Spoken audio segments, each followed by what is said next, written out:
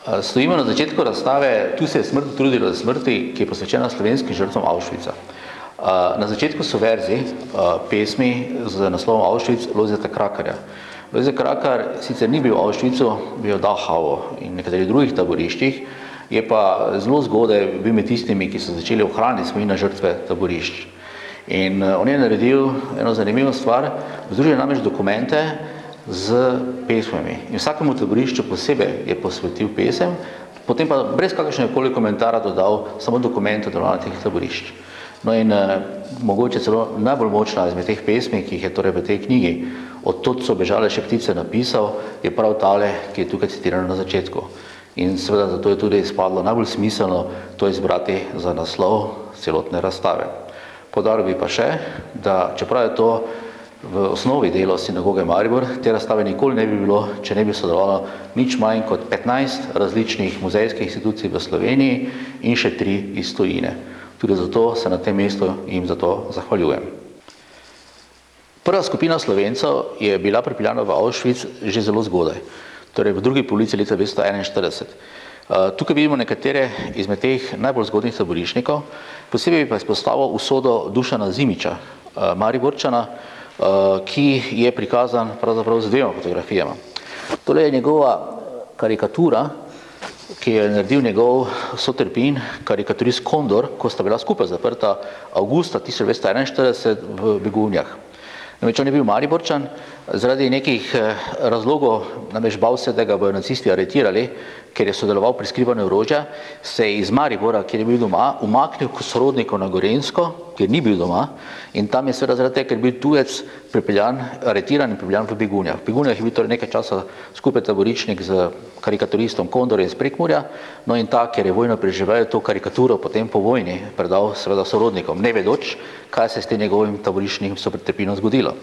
No in ne glede, da je ta karikatura nastala v zaporu, jasno ga vidimo značuje rešetke, vidimo mladega postavnega fanta, katerega fotografija nekaj mesecev kasneje pa tukaj. Namreč njega so potem iz Begunj poslali v Maribor, tako da je bil doma. Mariboru niso točno vedeli, kaj naj si z njim začnejo, in zato so ga na koncu brez pravega razloga, lahko bi rekli samo zato, ker je bil na nepravem mestu v nepravem času, so ga poslali v Auschwitz. V Auschwitzu je preživel manj kot 6 mesecev, umrl je maja 1942, no in konkretno na tisti dan, ko je on umrl, je umrlo v Auschwitzu zaradi, kot so nacisti rekli, naravnih smrti, bodi si zaradi tega, ker so pobegli na begu ali pa ker so zmrtili 109 taboriščnikov. Torej, en izmed teh je bil on. In glede na to, da je to zelo zgodna faza delovanja taborišča, si lahko predstavljamo, koliko je bilo šele smrti v kasnejših fazah delovanja. Ko je taborišče Auschwitz bilo ustanovljeno, je bilo ustanovljeno kot eno izmed mnogih delovnih taborišč na ozemlju nacistične Nemčije. V osnovi je bilo pristojno za predvsem poljske in judovske taboriščnike iz Šlezije, nekateri so sledilo Poljske. Vendar je najkasneje leta 1941 začelo postajati izjemno. Tudi vidika zla, ki so ga predstavljali kot taborišče, je Auschwitz na koncu, ne takoj, ampak zelo postopoma, postal pravzaprav torej tam, kjer se je to zelo najbolj skoncentriralo. Glavni vzrok za to je to, kar vidimo na tem zračnem posnetku, sicer še iz relativno pozne faze delovanja, to je iz leta 1944, in se ga vidi tukaj. Gre namreč za ogromno tovarno sintetičnega bencina. Osnovno taborišče, tako zvani Auschwitz I, tistega je tudi ponovadi najbolj pogosto, kar vidite na fotografijah, posnetkih, dokumentarnih filmih in ga tudi turisti, ker je muzej obiščajo tole. Ampak ob tem relativno majhnem taborišču je leta 1941 začelo nastajati veliko, mnogo večje taborišče Auschwitz II ali Birkenau, ki pa je imel namen, da oskrbuje z delovno silo ogromno tovarno sintetičnega bencina, ob katerem je bilo sicer tako ali tako še eno spet posebno taborišče, to je Auschwitz II ali Monowitz. Zakaj je to seveda nastalo tukaj? Vzrokov je bilo več. Prvi vzrok, ki je bil torej že omenjena surovina. Sintetični bencin je zadeva, ki je za Nemce bila strateško zelo pomembna, ker niso imeli večjih zalog nafte. Tudi bitka za Stalingrad, sploh najbolj znati bitk, je treba gledati v tem kontekstu. Če bi nacisti uspeli zasesti Stalingrad, bi prišli do kavkaških naftnih polj, bi če bi seveda se vojna drugače odvijala. Ker pa se to ni zgodilo, so bili, bolj ko se je seveda vojna nadaljevala, odvisni od sintetičnega izdelave bencina, za kar pa potrebujete premog. Auschwitz je v Šleziji. Šlezija je premogovno območje. Druga surovina, ki jo potrebujete za to izdelavo, je pa voda. Imate tukaj reko Vislo in pa Solo, dve zelo vodnati reki. In tretji razlog, zakaj je nastalo tu ogromno taborišče, je odlične železniške povezave. Te bo nenazadnje potem tudi bile idealne za velike transporte Judov, ki bo tukaj smrtili. Četrti razlog, zakaj je nastalo tukaj taborišče, pa lega. Ko so to začeli graditi, leta 1941, so zahodni zavezniki, Britanci in kasneje Britanci, že začenjali bombardirati industrijska območja Nemčije na zahodu, Porurje, kot najbolj znano, ki je relativno blizu Velike Britanije. Auschwitz seveda ni na zahodu Nemškega rajha, ampak na skrajnem vzhodu in dolet zavezniških letal iz Velike Britanije ni bil nikoli dovolj velik, da bi dosegli iz Velike Britanije to območje. So ga pa lahko dosegli iz Južne Italije, ki pa je bilo seveda jo treba najprej osvojiti in šele torej od leta 1944 je bilo to v doletu zavezniških letal in takrat v smislu iskanja torej teh tovarniških kapacitet so nastale te fotografije. Ker zavezniki seveda niso iskali taborišča, ampak so iskali industrijo, so pravilno identificirali to ogromno tovarno. Da boste imeli idejo, koliko je to veliko, to je približno 3x7 km veliko, ogromen prostor. Sam Birkenau konkretno je recimo 2x3 km velik, no in v tem ogromnem taboriščnem kompleksu je na vrhuncu delovanja leta 1944, ko je ta fotografija nastala, bilo občasno tudi več kot 100.000 taboriščnikov. To je bil tudi vzrok, zakaj je to seveda največje delovno taborišče postopoma, ko so zaprli ostala uničevalna taborišča, pa postalo tudi največje uničevalno taborišče. In ker so se te obe funkciji tukaj združili, je na koncu prišlo do tega, da ne samo, da je 1,3 milijona ljudi bilo sem poslanih, ampak da je 1,1 milijon ljudi tudi tukaj umrlo. Dokaj nepoznano dejstvo je, da je Auschwitz bil tudi žensko taborišče. Samo po sebi to ne bilo toliko izjemno, če seveda ne bi poznali ostalih okoliščin. Namreč nacisti niso imeli nobenih zadržkov. Že čisto od začetka, ko so prišli na oblast, ko so ustanovili prva koncentracijska taborišča za zapiranje žensk. Vendar so od vsega začetka za njih postavljali ločena taborišča. Tako da recimo, ko je nastal Dachau, ni bilo v Dachau, kjer so bili moški zaporniki, ženski taborišča, pa bilo posebno taborišče. Od leta 1939 naprej je edino in izključno žensko taborišče Ravensbrück. Ime je precej znano, ker je relativno veliko Slovenk bilo v tem taborišču. In vsa ostala taborišča torej niso sprejemala ženskih taboriščnic, za eno pomembno in veliko izjemo, to je Auschwitz. Auschwitz od spomladi 1942 poleg moških taboriščnikov pošiljajo tudi ženske. To je na koncu pripeljalo do tega, da je konkretno med temi vsaj 2200 in nekaj taboriščniki, ki so bili iz Slovenije poslani v Auschwitz, 2/3 žensk. Zakaj? Torej, če je nekdo bil med drugo svetovno vojno, vsaj do leta 1944, aretiran na območju današnje Slovenije in so se nacisti odločili, da pošljejo v koncentracijsko taborišče, sta bili samo dve možnosti. Ali v Ravensbrück ali v Auschwitz. Glede na geografijo, Ravensbrück je predvsem na severu Nemčije, blizu Baltske obale, medtem ko pa Auschwitz bližje Sloveniji, je jugozahodni Poljski, je bila večja verjetnost pravzaprav za nekoga, ki je bil ženske spola iz Slovenije poslan v taborišče, da bi poslan v Auschwitz. In posledično, seveda ne samo, da je 2/3 taboriščnikov iz Slovenije v Auschwitzu bilo pravzaprav taboriščnic, ampak je tudi posledično 2/3 žrtev Auschwitza ženskega spola. Na fotografijah tukaj vidimo sicer prvi dve Slovenki, ki sta bili poslani junija 1942 v taborišče. Še posebej znamenita je Štefka Štibler, tudi zaradi tega, ker je ne samo bila prva sploh Slovenka, oziroma ena izmed prvih dveh Slovenk, ki je bila poslana v Auschwitz, ampak ker je bila tudi ena izmed vodilnih organizatork odpora v samem taborišču Auschwitz. Vojno je preživela in je tudi potem seveda svoje spomine, ki so seveda neprecenljivi, tudi zaradi tega, ker je imela dober pregled na delovanje taborišča, zapisala. Kadar govorimo o holokaustu, se dostikrat misli, da se ta izraz lahko uporabi samo za judovske žrtve nacistov. Dejstvo je, da so Judje največje žrtve nacizma in da seveda za njih zagotovo je najbolj upravičeno uporabljati ta sicer zelo glasni naziv. Vendar je prava definicija holokausta, da so torej to tisti ljudje, ki so za naciste iz nekega razloga, bodisi rasnega, bodisi verskega, bodisi spolnega, bodisi zdravstvenega, bili nezaželjeni. Za njihovo preganjanje je bilo zadosti samo zato, da so bili to, kar so bili, in niso rabili nič aktivnega narediti proti nacizmu, da so bili obsojeni na preganjanje in na koncu tudi na smrt. Vsi ostali, ki so bili poslani v taborišča, seveda so morali, karkoli je že pač to po nacistični logiki bilo, narediti nekaj proti nacizmu. To je lahko včasih bilo nekaj zelo majhnega, kot je recimo 5 Reichsmark za osvobodilno gibanje ali kaj podobnega, lahko pa seveda nekaj, kar je bilo nacističnega vidika še hujšega, recimo kot je na primer, da so nekoga ujeli kot oboroženega partizana, Nemci bi rekli bandita.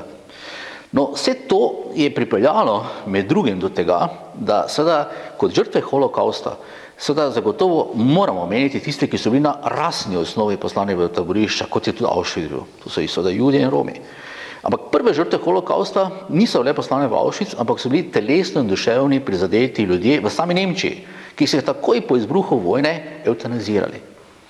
Tudi slovenske žrtve, ko govorimo, se pozablja, da prej so bili kakršnikoli partizani, prej je bil kakršnikoli talec ubit, so bili najprej telesno in duševno prizadeti.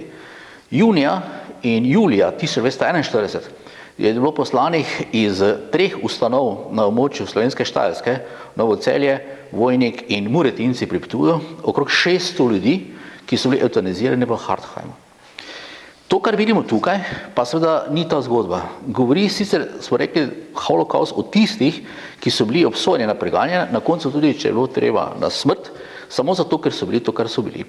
Namreč te fotografije, ki tukaj vidite, predstavljajo seveda najhujše nacistično nasilje nad Slovenci, ki se je dogajalo v letu 1942 na Štajerskem. Takrat so nacisti pobili največ talcev in seveda najbolj presunljivo, tudi zaradi tega, ker se na teh množičnih streljanj ohranjene fotografije.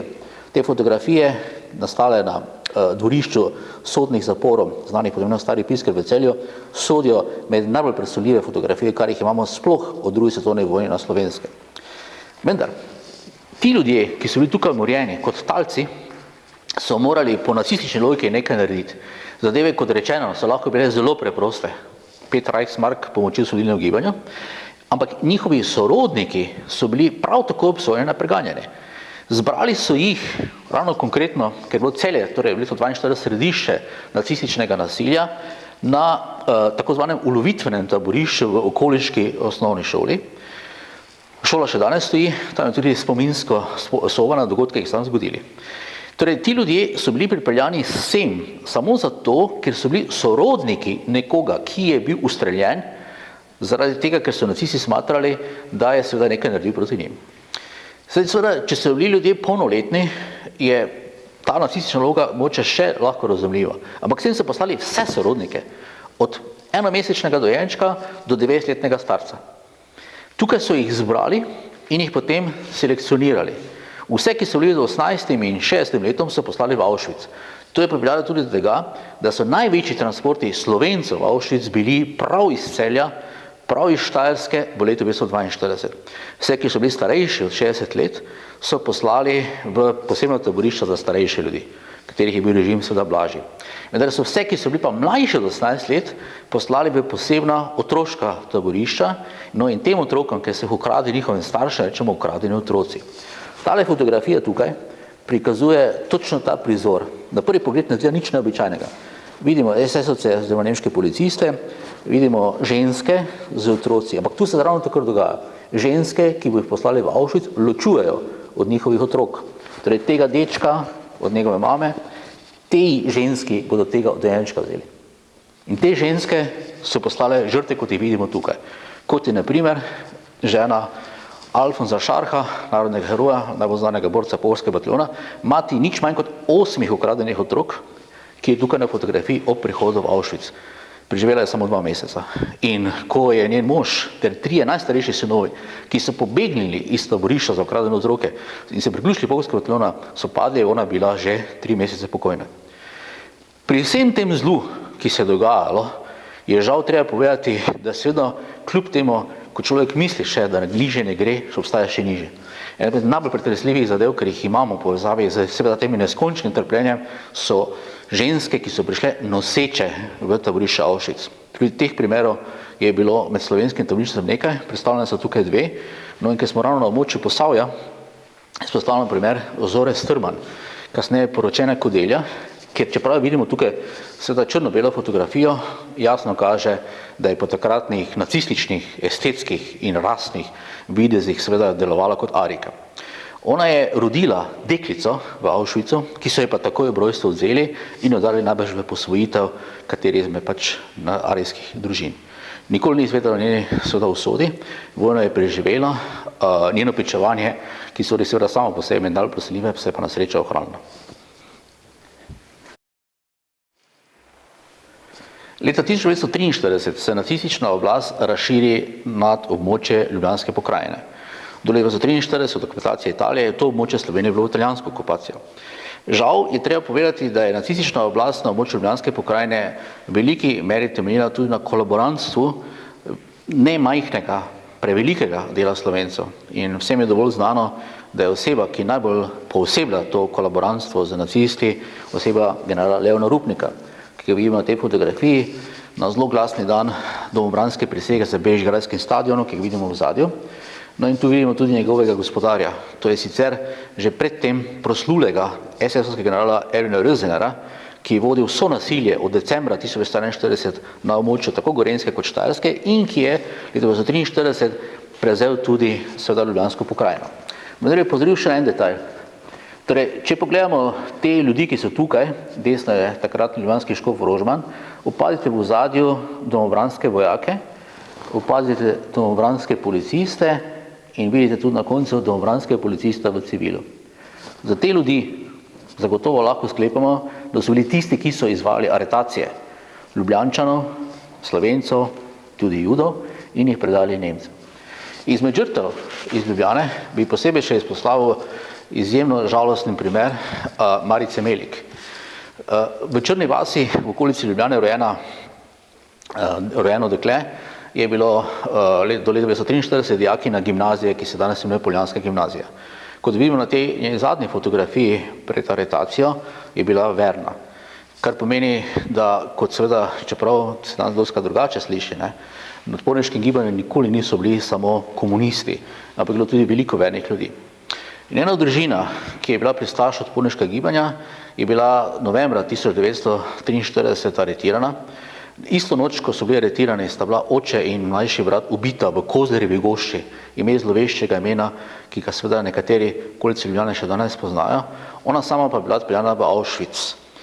Ni se ohranila ena fotografija iz Auschwitza, vemo, da je Auschwitz preživela, vendar je, ko je bila osvobojena, je tehtala samo 27 kg. Tako oslabljena je sicer bila vrnjena nazaj v Slovenijo, vendar je potem, sicer kakšnem letu dni, zaradi posledic trpljenja, ki ga je imela v Auschwitzu, umrla.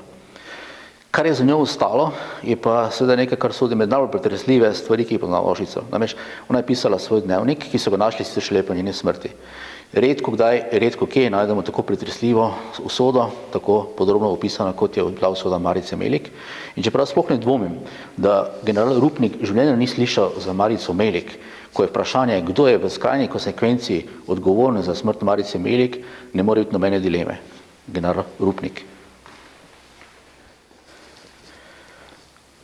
Posebna skupina taboriščnikov v Auschwitzu, kasneje pa tudi nekaterih drugih taboriščih, so bili Romi, cigani, kot se je temu takrat reklo. In Auschwitz, ki je bil sam pravzaprav sestavljen iz večjih enot, je imel torej ravno zaradi romskega taboriščnikov posebno enoto, ki smo že cigojni lager, torej cigansko taborišče. To taborišče je znamenito tudi zaradi tega, ker je med vsemi deli Auschwitza najboljše ohranjeno gradivo, kar pomeni, da se da precej natančno ugotoviti usodo večino ljudi, ki so bili Romi in so bili v Auschwitzu. Tako tudi skupino 77 dolenjskih Romov, ki so bili konec novembra poslani iz Novega mesta preko Maribora v Auschwitz. Prišli so v začetku decembra torej v Auschwitz. Kot seveda je bilo običajno, so Rome spustili vse v taborišču, ne kot Jude, ki so jih selekcionirali. Kar je bila pa posebnost pri Romih je to, da so jim pustili obleke, s katerimi so prišli v taborišči, da jih niso ostrigli in da so jim pustili nekatere osebne predmete. Najbolj značilno glasbene instrumente. No, nekateri izmed teh Romov, tudi teh slovenskih Romov, so potem bili premeščeni v druga taborišča. Tukaj imamo ohranjeni taboriščni list Jurkovič Edvike, rojene, kot jasno pove se, Šentjerneju, okrožje Krško pri Novem mestu. Bila je stara 15 let, ko je prišla v Auschwitz, no in tu je zabeležena njena osnovna taboriščna številka v Auschwitzu. Torej, Romi so bili označeni v Auschwitzu, ne samo številko, pa tudi črko Z, cigojner, cigojnerin, torej z 6032, ter njena kategorija črni trikotnik, ki pomeni po nacistični terminologiji asociale, torej tisti, ki niso del družbe, ne tisti, ki se ne družijo, kar je bilo običajno v nacističnem žargonu sinonim za Rome. Ona je bila premeščena iz Auschwitza v Buchenwald, na koncu v Ravensbrück, in ta taboriščni karton je potem spremljal ves čas, ker vem, da je taboriščna številka za Auschwitza prečrtana, pa potem še enkrat prečrtana, pa še enkrat prečrtana. Zanimivo je tudi zaradi tega, ker se ohranja en telesni opis. In ko imamo recimo konkretno kategorijo Gestalt, kar po nemško pomeni nekaj kot postava, tukaj piše Unterschlank, torej podhranjena. Mislim, da ni potreben noben dodaten komentar. Kot je bilo povedano že v začetku, so daleč najbolj številčne žrtve holokausta in seveda tudi Auschwitza kot taborišča Judje, nikakor pa niso edini. Znotraj seveda slovenske judovske skupnosti je zelo velik del slovenske judovske skupnosti bil dejansko poslan v Auschwitz in umorjen. Ne sicer vsi, in čeprav seveda so Judje, slovenski Judje, tudi veliko žrtev imeli v Auschwitzu, nikakor niso edine žrtve Auschwitza, kot smo slišali že prej, so bili tudi Romi in tudi Slovenci. Ampak nič se ne more primerjati s tem, kar se je zgodilo največji skupini slovenskih Judov, ki so prišli v Auschwitz, to so Judje iz Prekmurja. Oni so bili do spomladi leta 1944 v seveda takratni Madžarski relativno varni, v primerjavi z Judi v drugih delih nacistične Evrope, kot recimo Poljska ali pa kaj podobnega. Potem se je pa zgodilo v zelo kratkem času, od sredine marca do njihovem primeru samo konca aprila, da se jim sistematično v nekaj dneh vzeli vse človekove pravice, vse politične pravice, jih aretirali, spravili v geta in odtod v taborišča. Še več, ta skupina Judov, ki je bila iz Prekmurja poslana v Auschwitz, je bila celo prva skupina Judov, ki je bila sploh poslana iz območja takratne Madžarske v Auschwitz. Skupaj z seveda še medžimurskimi Judi in pa Judi iz južne Bačke, današnjega Vojvodine. Vzrok je bil v tem, da v tem času, leta 1944, ko so ti Judje bili poslani v Auschwitz, je na območju Jugoslavije, torej tudi Slovenije, bilo relativno močno odporniško gibanje. Konkretno, recimo, če govorimo o Prekmurju, Pohorje je relativno blizu, na Štajerskem 14. divizija. In zaradi tega, ker je za te Jude, Prekmurju, Medžimurju, Južni Bački, obstajala realna možnost, da če bi začeli z aretacijami nekje v notranjosti Madžarske, da pobegnejo k partizanom, jih je bilo treba aretirati takoj, najprej in poslati s prvim transportom v Auschwitz. Ko so torej ti Judje iz Prekmurja maja 1944 kot prvi iz takratne Madžarske prišli v Auschwitz, je pa ravno Auschwitz začel delovati na največjem možnem seveda obsegu. Nikoli prej in nikoli kasneje niso nacisti v tako kratkem času ubili toliko ljudi, kot so ubili v času, ko točno ta skupina prekmurskih Judov pride v Auschwitz. Vemo predvsem natančno številke, smemo sklepati, da so nekje torej od maja do začetka julija ubili 350 000 ljudi v, kot rečeno, zelo kratkem času, v samo nekih 150 transportih iz takratne Madžarske. No in konkretno, ko je prišla torej ta skupina Judov iz Prekmurja, predvsem ta druga skupina, 21. maja 1944 za Auschwitz, je izgledalo takole. Ta fotografija je nastala približno v tem času. Vemo sicer po nekaterih inficiranih osebah, da gre seveda za Jude iz nekega drugega dela Madžarske, vendar z visoko stopnjo verjetnosti lahko rečemo, da se torej čisto isto zgodilo torej Judom iz Prekmurja.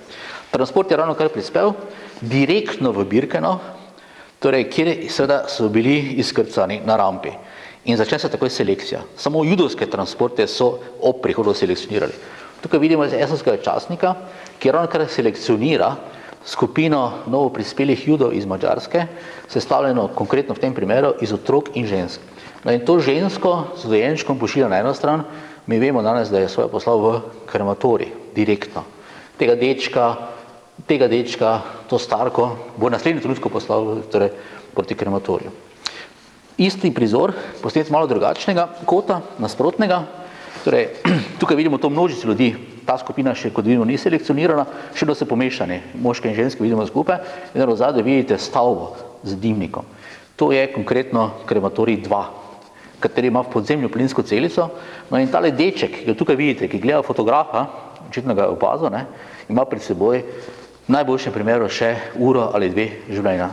Zaradi svoje starosti, star je 5-6 let, je bil zagotovo poslan torej na tisto stran, ki je peljala direktno v plinsko celico in krematorij.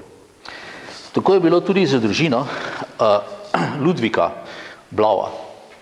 Ludvik Blau je bil Jud iz Lendave, tukaj ga vidite na predvojni fotografiji z ženo, sestro, bratom, mamo in očetom ter hčerko.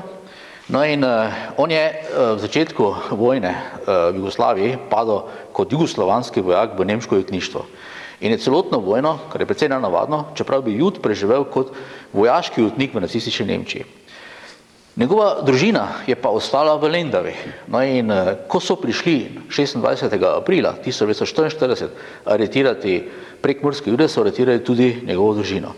Hči, ženo, mamo, očeta in seveda jih odpeljali v geto v Načkaneži, od tam pa 21. maja 1944 v Auschwitz. Vsi ti so bili ubiti na isti dan. Starša sta bila prestara za delo, žena bi seveda, če ne bi imela otroka, bila pri nas delo, ampak z otrokom seveda ne imela nobene šanse. Tudi sestra, ki je tukaj na tem fotografiji, ki je bila poročena v notranjosti Madžarske, je bila odpeljana v Auschwitz in ni preživela vojne, ni bila čisto transporta kot ostale družine Blau. Brat, ki ga pa tukaj vidite, pa tudi ni vojne preživel, čeprav ni v Auschwitzu, bil je v delovnih enotah madžarske vojske in je tam umrl.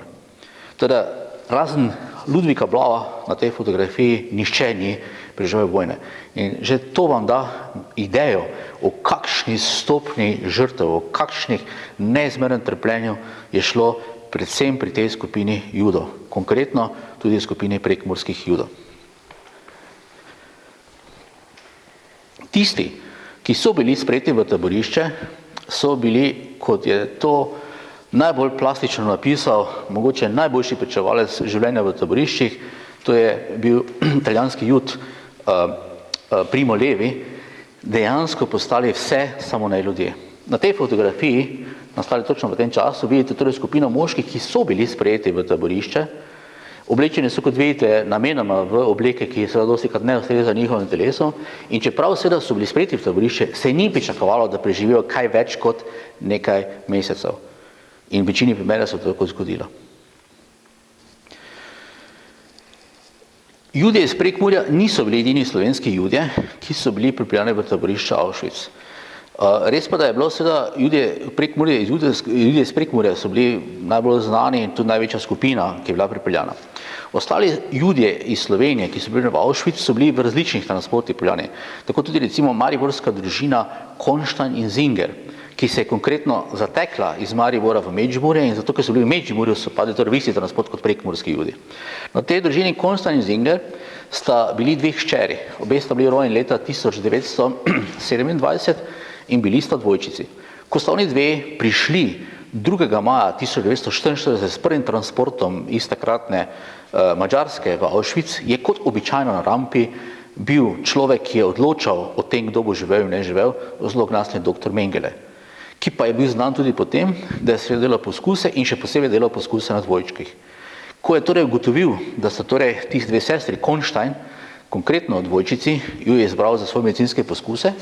No in tu se je ohranil dokument z Mengelovim podpisom, kjer imamo označeni te 2 dvojčici Konštajn, kjer gre seveda za nalog, da se laboratorijsko obdelajo nekatere zadeve, sicer zelo običajne kot urin, kri in podobno. Relativno slabo je poznano, zakaj je pravzaprav Mengele potreboval za svoje poskuse dvojčke. Odgovor je precej tehnično preprost. Namreč, kadarkoli v medicini, v sorodnih vedah delate poskuse, je vedno dobro, če imate osebek poskusnega zajčka, na katere delate poskuse. Obenem pa imate isto vrsto, istega osebka, nekaj podobnega, na katerem ne delate poskuse.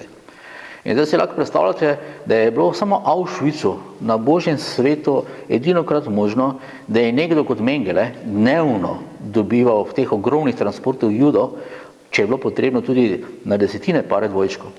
In lahko si predstavljate, da je na teh seveda dvojčkih podelal poskuse, ker dejansko je enega izmed dvojčkov opravljal poskuse, drugi je bil pa kontrolni vzorec.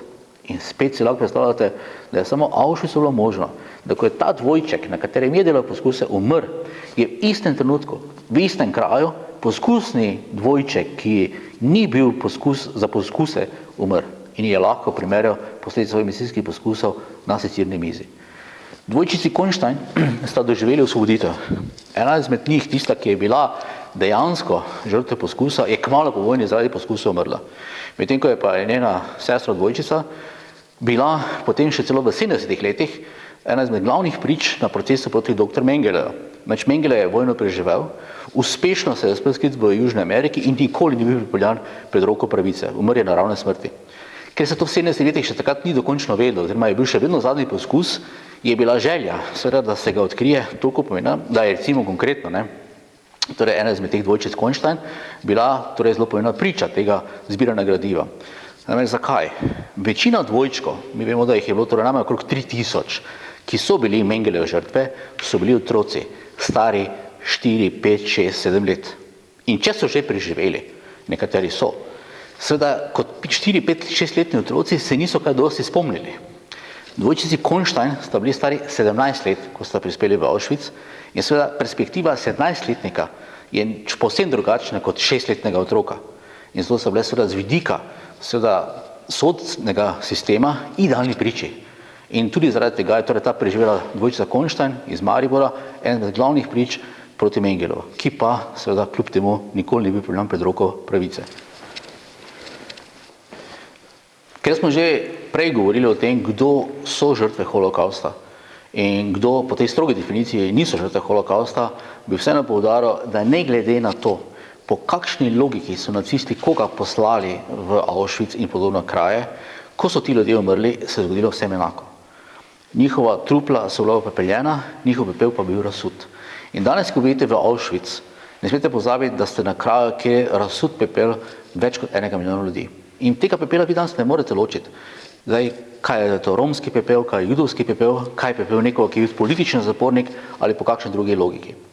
V skupino žrtev Auschwitza sodijo, kot rečeno, torej ljudje, ki so bili po različnih logikah pripeljani in do nedavnega ni bilo znano, da so slovenske prostora bili tudi seveda poslani v Auschwitz ljudje, ki niso bili do zdaj znanih kategorijah, kot je v tem primeru Anton Papež, rojen v Šmartnem ob Paki, torej na Štajerskem, živel v času druge svetovne vojne v Mariboru, ki je bil poslan v taborišče Auschwitz kot BIFO. BIFO je kratica, ki je uporabljala v nacističnem žargonu za Bibelforschere, kar je bilo preneseno pomenu torej za nekatere nekonfortistične, torej neobičajne, nenavadne krščanske sekte, konkretno Jehovce. Jehovci so bili trn v peti za nacistični režim, ker so bili strogi pacifisti in so zavračali služenje v nemški vojski. No in torej Anton Papež, najbrž zaradi tega, ker seveda kot Jehovec se ni želel priključiti, je sicer bil poslan v Dachau, iz Dachaua v nekatera odrodišča, na koncu pa v Auschwitz, ki ga je sicer preživel. Ampak to je zdaj prvi primer, ko imamo torej še eno skupino ljudi, ki so bili obsojeni na preganjanje, v skrajnem primeru tudi lahko na smrt, samo zato, ker so bili to, kar so bili. On je bil Jehovec, nič ni naredil proti nacističnemu režimu in je bil zato poslan v taborišče. Nacisti so se odločili, da bodo evakuirali taborišče Auschwitz 17. januarja 1945. Rdeča armada je malo predtem začela z ofenzivo in bilo jasno, da seveda je samo vprašanje dni, kdaj boš prišla do Auschwitza. Takrat so nacisti izpeljali zadnjih preostalih 50 000 taboriščnikov iz taborišča v zelo glasnih marših smrti. Bila je zima, izjemno hladno vreme, veliko snega in mnogo taboriščnikov, ki je vse te gobe Auschwitza preživela, na teh transportih umrla. Ena izmed teh, ki je bila izpeljana iz taborišča Auschwitz v enem izmed teh transportov, je bila takrat skoraj 14-letna Erika Fürst. Tukaj vidim na fotografiji njene družine, mama, oče, starejša sestra, pred aretacijo oziroma pred odhodom v Auschwitz. Ko je bila pripeljana leta 1944 v Auschwitz, bi glede na svojo starost morala biti uvrščena med tiste, ki bi morali biti uvrščeni takoj. Ker pa je bila za svoje leta relativno velika in ker je Mengele, ki je tisti dan tudi počela selekcijo, mislil najprej, da sta dvojčici s starejšo sestro in ker je mama rekla, da hočejo delati, so bili uvrščeni med tiste, ki so preživeli ta usodni dan prvega prihoda. Ko je torej ona bila 17. januarja 1945 odpeljana iz taborišča, je sodila torej v tisto skupino taboriščnikov, ki so bili z nacističnega vidika primerni za transport. Vedela pa je, da je ta v taborišču tudi njena starejša sestra in mama, ki jo ni videla v tem transportu. In zaradi tega je, tvegajoč življenje, izskočila iz seveda marša smrti, se skrila v sneg, počakala, da so vsi odšli in se vrnila nazaj v Birkenau, kjer je, kar se še danes vidi, ogromno taborišče. Barak je bilo zelo veliko in lahko si predstavljate, da je imela seveda izjemno srečo, da je relativno hitro našla mamo in starejšo sestro, ki sta bile pa puščene v taborišču, ker so nacisti smatrali, da nista primerni za hoj in da bodo tako ali tako umrli. In zdaj si predstavljate, od 17. januarja, ko se je to zgodilo, ko je bilo taborišče evakuirano, do prihoda Rdeče armade, ki je bil pa 27. januarja, je minilo 10 dni. Ta, takrat 14-letna deklica, je v teh 10 dneh skrbela za svojo mamo, svojo sestro, poiskala ima je hrano, našla ima je torej odejo, da jih je pokrila in zato so potem pravzaprav vsi preživeli. Težko si predstavljamo, da je nekdo v takšni mladosti, kot je bila ona, seveda sposoben kaj tako narediti, ampak to je tisto, kar je morda najbolj ključno pri pričevanju še danes ene izmed redkih preživelih Auschwitza in sploh zadnji slovenski judini, ki je preživeli Auschwitz, to je Erika Fürst. Erika Fürst, zadnja slovenska judina, ki je preživela Auschwitz, je nedavno bila stara 90 let. Njeno zdravje več ni takšno, kot je bilo nekoč in dejansko upamo, da seveda bo živela še čim bolj dolgo in bo še vedno pričevala o svojem trpljenju. Tudi Sonja Vrščaj, dolgoletna predsednica taboriščnega odbora Auschwitz, ki je stara 95 let, je še vedno med nami in kot na tej fotografiji vidimo, seveda svoje trpljenje in svoje izkušnje z Auschwitza še vedno prenaša na mlajše rodove. Vendar se moramo postaviti vprašanje, kaj se bo zgodilo s spominjem, ohranjanjem spominjev na kraj, kot je Auschwitz in ostali, kjer so trpeli ljudje v drugi svetovni vojni, potem, ko bodo zadnji izmed ljudi, ki so bili tam in so to preživeli, odšli od nas. Upamo, da ta razstava omogoča, da se bo spomin na njihovo ohranjeno tudi onkraj tega trenutka.